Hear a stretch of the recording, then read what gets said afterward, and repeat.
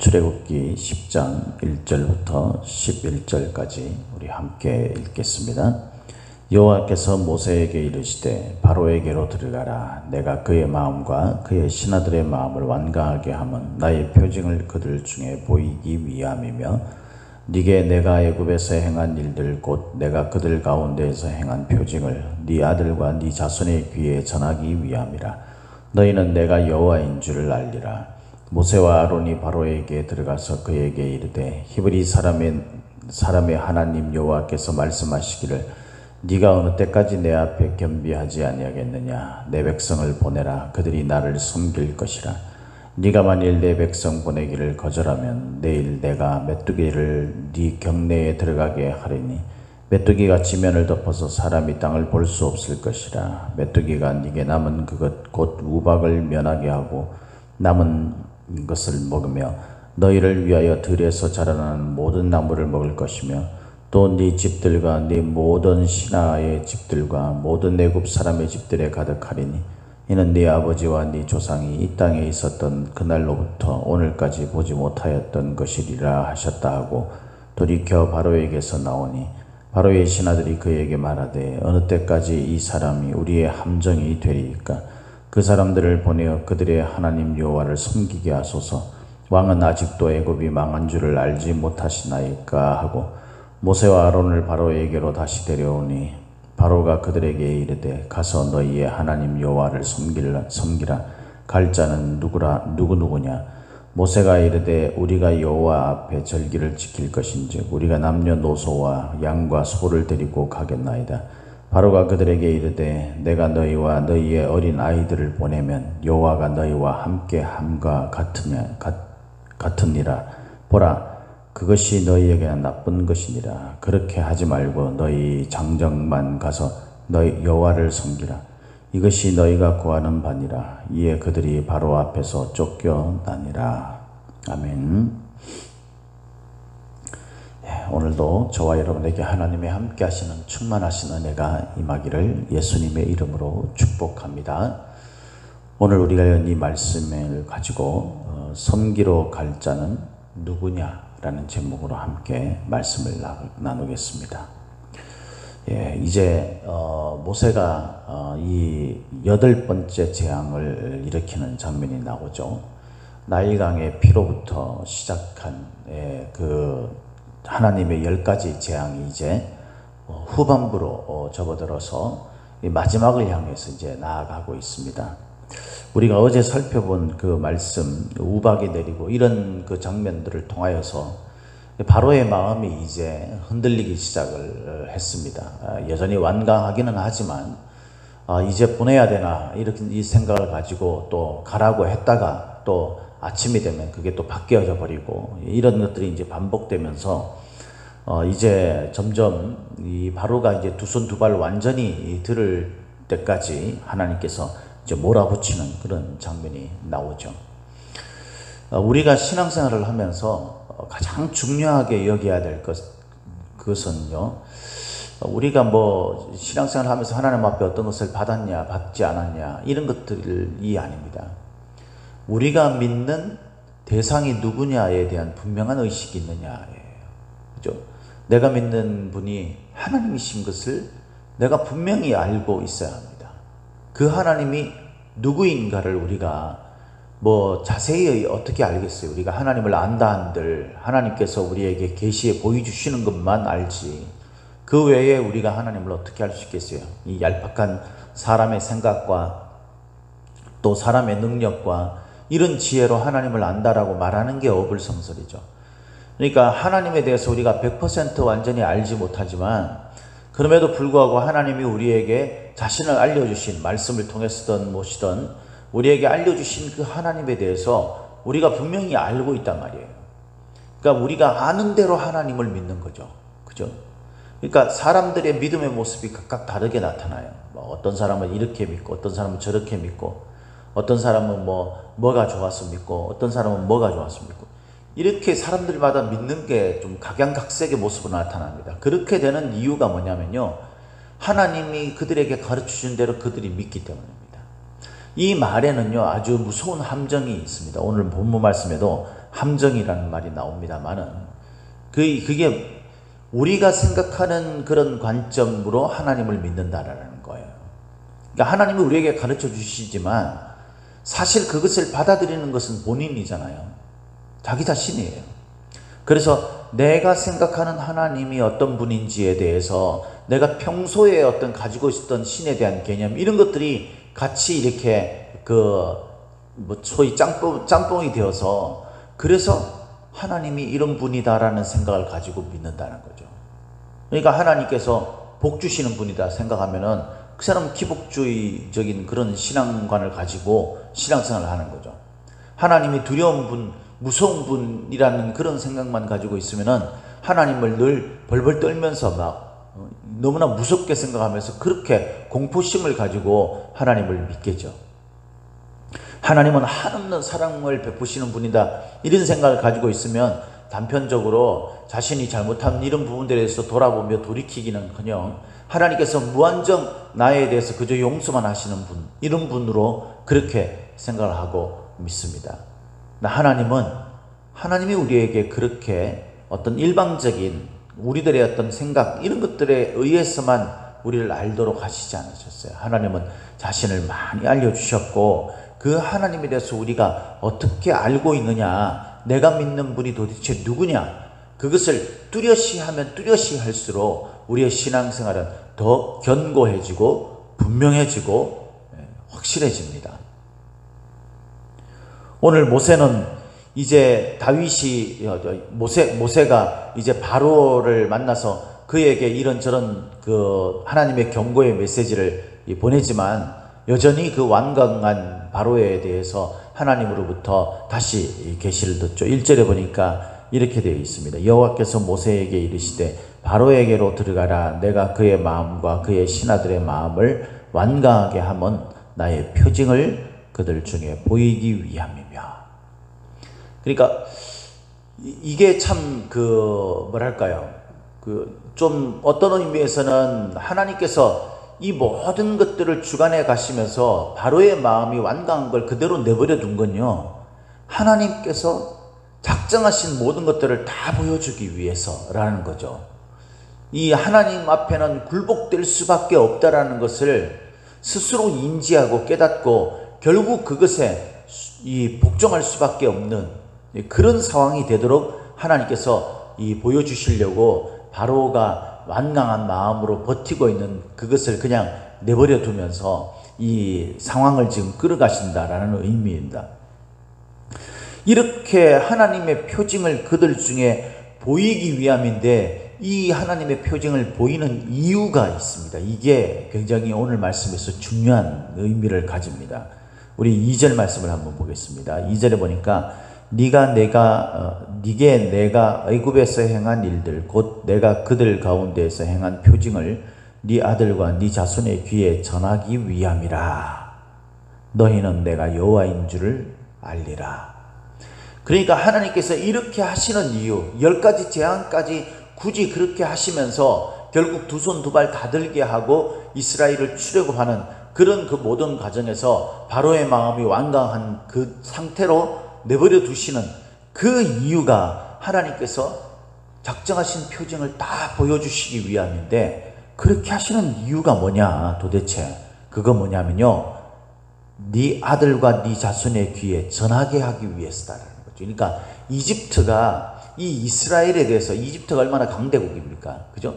이 이스라엘에 대해서 이 두려운 마음, 이 공포스러운 마음, 하나님이 그들과 함께하는 우리가 어쩌지 못한다라는 그런 마음들을 심어줌으로 인해서 이스라엘을 보호하기 위해서예요. 이스라엘을 보호하기 위해서. 그래서 그 이집트가 하나님이 하나님 되심을 알게 되게 하기 위해서라는 겁니다. 이름으로 말미암아서 이스라엘 백성들이 출애굽을 해서 하나님 나를 섬길 것이다 라고 말씀하고 있다는 거예요. 그러니까 하나님을 섬기게 하기 위해서 이집트 사람들에게 하나님이 도대체 누구신지, 어떤 분인지, 그분이 이스라엘을 어떻게 생각하고 있는지 그것에 대해서 각인시키는 그런 방법으로 하나님께서 지금 이렇게 끌어가고 계시다라는 것입니다. 물론 이렇게 한다고 해서 사람들의 그 완고한 고집이나 그 교만한 마음들이 이 쉽사리 꺾여지겠습니까? 그러면 다 구원받고 그러겠죠. 그게 아니라 사람들은요, 그렇게 하지 않아요. 이 죄악 가운데 있는 사람들은 하나님을 향해서 끊임없이 도전하고 불순종하고 그런 모습들을 가지게 되죠. 그래서 하나님의 심판이라는 것이, 최종적인 심판이라는 것이 필요한 겁니다. 사랑하는 성도 여러분, 저와 여러분들이 마음속에 이 세상 불신자들도 하나님이라는 존재에 대해서 두려운 마음이나 그분이 어떤 분인지에 대해서 어느 정도 알고 있다면, 여러분, 우리가 하물며 하나님을 섬기고 있는 우리가 하나님에 대해서 모른다 라고 이야기하는 것은 정말 너무 이상한 말인 겁니다. 저와 여러분들이 믿고 있는 하나님, 그래서 우리가 섬겨야 할 그 하나님에 대해서 저와 여러분들이 뚜렷하게 알 수 있기를 예수님의 이름으로 축복합니다. 여러분들이 믿는 하나님에 대해서 알고 계십니까? 아, 잘 모르겠다, 내가 뭐 이런 경험도 없고. 아닙니다, 여러분. 우리가 마음속에 결심하고 생각해서 하나님에 대해서 알아가야 되는 것입니다. 우리가 알려고 노력을 해야 되는 것입니다. 그래서 하나님이 뭐라고 그러셨어요? 찾으라, 그러면 찾게 될 것이다 그랬어요. 마음과 뜻과 힘을 다하여서 나를 찾으면 내가 그를 만나주겠다라고 그렇게 성경이 기록하고 있지 않습니까? 우리가 찾지 않고 그저 막연하게 하나님에 대해서 알게 되겠지라고 생각하면 안 된다는 거예요. 그건 하나님의 방식이 아니에요. 하나님은 저와 여러분들이 하나님을 향해 열정을 가지고 알게 되기를 원하십니다. 그럴 때 우리가 하나님에 대해서 자세하게 알게 되고 우리의 믿음은 견고하게 되며 그 믿음이 바로 우리에게 가나안 땅에 있는 것과 같은 하나님 주시는 평안과 기쁨을 누리게 되는 거예요. 이렇게 하지 못했던 이 바로 같은 자, 이런 사람들을 향해서 하나님께서 이렇게 경고하고 계세요. 정의하면서 3절 말씀으로 한번 보도록 하겠습니다. 모세와 아론이 바로에게 들어가서 그에게 이르되 히브리 사람의 하나님 여호와께서 말씀하시기를 네가 어느 때까지 내 앞에 겸비하지 아니하겠느냐. 내 백성을 보내라. 그들이 나를 섬길 것이다.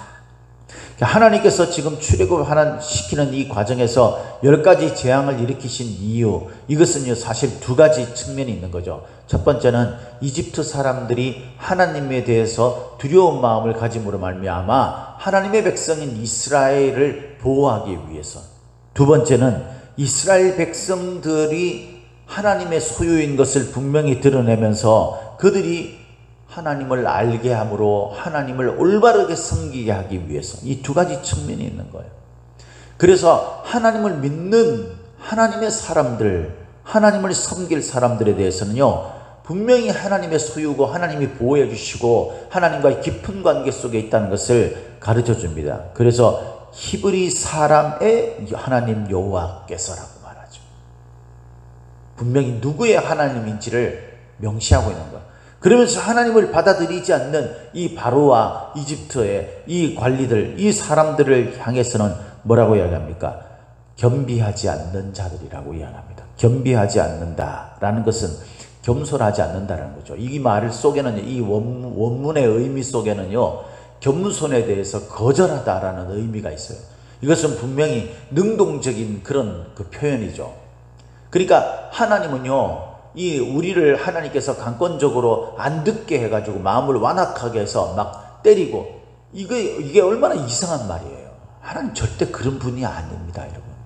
하나님은 우리에게 끊임없이 기회를 주세요. 그래서 우리가 능동적으로 주님을 마음과 뜻과 힘을 다하여서 찾을 때 우리를 만나 주시겠다고 말씀하셨고, 하나님을 거절하는 것도 자기의 의지를 가지고 능동적으로 하나님 앞에 겸손해지는 것을 거절할 때 하나님께서는 그에게 심판을 내리시겠다고 말씀하는 거예요. 결국은 이 모든 것이 누구에게 있냐면요 하나님에게 있는 것이 아니라 저와 여러분들이 어떤 모습으로 하나님께 나가느냐에 있는 것입니다. 이 모든 것이 물론 우리가 예정론이나 이런 교리적인 측면으로 본다면 하나님의 섭리 가운데 있는 것이죠. 전체적인 역사를 이끌어 가시는. 그러나 하나님은 저와 여러분들의 자유의지를 중대하게 여기시고 그것을 통하여서 역사를 이끌어 가시는 한 맥으로, 한 줄기로 그렇게 사용하신다는 거예요. 바로는 분명히 자기의 의지를 가지고 하나님 앞에 겸손의 기회가 주어졌음에도 불구하고 겸비하지 않겠다라고 결정을 하고 하나님 앞에 겸손할 것을 스스로 거절한 그런 모습이 있는 겁니다. 이 겸비하다라는 말은요, 원래 원문의 뜻을 보면 비천해지다라는 의미가 있어요. 그러니까 여러분, 하나님과 자꾸 이 바로가 이 자기 자신과 이 비교를 하는 거예요. 내가 하나님이냐 아니면 이스라엘 백성들이 믿는 그 여호와가 하나님이냐 이거죠. 그래서 내가 내 힘 가지고 이 백성들을 내 노예로 삼아서 내가 마음껏 부릴 수 있다, 그렇게 생각하는 겁니다. 하나님께서는 이는 내 백성이다, 내 백성을 보내서 나를 섬기게 하라 라고 그렇게 말씀하시는데도 불구하고 바로는 내 백성이야, 내 노예야 그러면서 하나님의 위치에 서려고 하는 겁니다. 그러니까 하나님과 자꾸 자신의 그 모습을 비교하면서 하나님과 동등한 그런 대등한 위치에 서려는 것이 바로 뭡니까? 교만이잖아요. 교만. 이것의 반대말이 겸손이잖아요. 바로는요, 스스로 그 겸손해지는 것을 거절하는 것을 택했어요. 그게 교만해졌다는 거죠. 하나님 앞에 교만한 자가 견뎌낼 재간이 없죠. 저와 여러분들이 신앙생활 하면서 우리 삶 속에서 여러분, 하나님께서 얼마나 우리에게 수많은 기회를 주고 우리에게 권면하시면서 돌아오기를, 우리가 신앙생활 가운데 서기를 우리에게 말씀을 하십니까? 그런데 우리가 이런저런 핑계를 대면서 하나님 앞에 나가지 못하죠. 사실 그것은요, 우리가 그럴 수밖에 없는 처지다가 아니라, 그럴 수밖에 없는 그런 여건이다가 아니라 우리가 스스로 하나님의 그런 요구에 거절하는 거예요. 내가 내 삶의 주인 하나님이 되겠다라는 의미인 거죠. 좀 우리 너무 극단적으로 얘기한다라고 말씀하실지 모르지만 사실은 그런 의미입니다. 그런 모습으로 하나님 앞에서 견뎌낼 자가 없는 것을 분명히 알아야 합니다, 여러분. 그래서 이 이스라엘 백성들을 이제 내보내야 되는데도 불구하고 바로가 내보내지 않는 것, 그것에 관해서 하나님께서 다시 심판을 하시죠. 그것이 바로 메뚜기의 심판입니다. 이 메뚜기 심판의 특징이 있습니다. 특징. 그것이 뭐냐면요, 이 5절 말씀에 보면 네게 남은 그것 곧 우박을 면하고 남은 것을 먹으며 라는 거예요. 이거는 앞부분에 있었던 어떤 그런 재앙과, 이 우리가 성경을 가만히 읽어보면요, 그 모든 그 10가지 재앙이 이 순서에 따라서 이루어지는 것을 우리가 충분히 볼 수 있어요. 그 강물에서 피가 되고 그 피에 대해서 견디지 못한 그 개구리들이 올라오게 되는 그런 식의 어떤 연결들이 이렇게 되어집니다. 그러나 우리가 이 모든 것들이 좀 약간 그 재앙들이, 그 다음에 이어지는 재앙들이 그런 피해에 피해를 더하고 이런 어떤 식의 그 재앙은 지금까지 보면은 그렇게 기록되어 있지 않은 것처럼 묘사되어 있지 않아요. 그런데 오늘 본문에 보면요, 이게 이제 앞부분에 우박의 재앙, 그 재앙으로 인해서 심각한 피해를 입었는데 그게 대해서 이 바로가 완강한 마음을 굽히지 않으니까, 그것을 굽히지 않으니까 하나님께서 그 재앙에 재앙을 더하는 형식이 이제 이루어지게 됩니다. 그래서 메뚜기는 우박을 통해서 그래도 살아남아 있는 것들 있잖아요. 우리가 어제 살펴봤던 밀과 쌀보리, 자라지 않아서 우박의 피해를 면했던 그 이집트의 주식과 같은 그런 것들이 이제 이 메뚜기에 의해서 완전히 초토화되는 그런 상황이 되는 겁니다. 먹을 것이 없어져 버리는 거예요. 먹을 것은 곧 생명이지 않습니까? 그러니까 우리가 가뭄이 들고 그래서 그 먹을 것이 자라지 않으면은 이 심각한 상황이 되잖아요. 그런 상황이 돼버린 거예요. 그러니까 이제 사람들이 이 하나님의 권능이 사람의 상상을 초월한다라는 것을 참 잘 모르는 어리석음이 있는 것 같아요. 우리가 아무리 뻗팅기고 우리가 마무리가 해도 결국은 하나님의 어떤 심판을 받게 돼 있어요. 그것이 구원의 심판이든 아니면은 형벌의 심판이든 받게 돼 있습니다. 지금 받지 않는다면 결과적으로 받게 되고, 그 결과적으로 받는 것은요 더욱 심각한 거죠. 차라리 지금 받으면 정신 차려서 돌아오면 구원을 받게 되는데, 이 사람들이 이것을 참 너무 가볍게 생각하고 잘 모르는 것 같아요. 하나님의 능력은 우리의 상상을 초월하는 거예요. 거기서 버텨봐야 저와 여러분들 사람만이 손해가 될 수밖에 없는 겁니다. 그래서 이제 신하들이 막 들고 일어났죠. 바로에게 이들이 우리의 함정이 되는 것, 다시 말해서 우리의 올무가 됩니다. 이스라엘 그 백성들을 잡아두는 것이. 그러니까 그들을 그냥 내보냅시다 라고 이제 주변 사람들이 이야기하죠. 우리가 어제 살펴볼 때에는 바로의 그 고집 가운데서 영향을 끼쳤던 그 가운데 하나가 뭐라고 그랬어요? 주변 사람들이 같기 때문에 그랬어요. 이제는 사람이 달라졌어요. 환경이 달라졌습니다. 그래서 나만 결심하면 돼. 나만. 그런데 바로가 결심하지 않죠. 바로가 또 술수를 씁니다. 뭐라고 술수를 씁니까? 너 여호와를 섬기러 갈 자가 누구냐? 그러면 내가 하나님에 대해서 인정했다. 내가 하나님을 믿을 수는 없고, 그러면서 하나님을 섬기러 갈 자가 누구냐? 그렇게 이야기하니까 이제 모세가 남녀노소와 심지어는 그 가축들까지 다 데리고 갈 겁니다 라고 이야기했더니 바로가 뭐라 그럽니까? 바로가 그들에게 10절에 내가 너희와 너희의 어린 아이를 보내면 여호와가 너희와 함께함과 같으니라 보라, 그것이 너희에게는 나쁜 것이니라. 이 말을 좀 이렇게 하면 우리말 번역 이런 데 보면은요, 내가 너희들을 어린아이들하고 가축들까지 다 보내야 하나님이 너희 하나님이냐? 예, 이런 식이에요. 그러지 않아도 너희 하나님은 너희 하나님인 거야. 그냥 그러니까 그거는 안 돼, 이런 말이죠.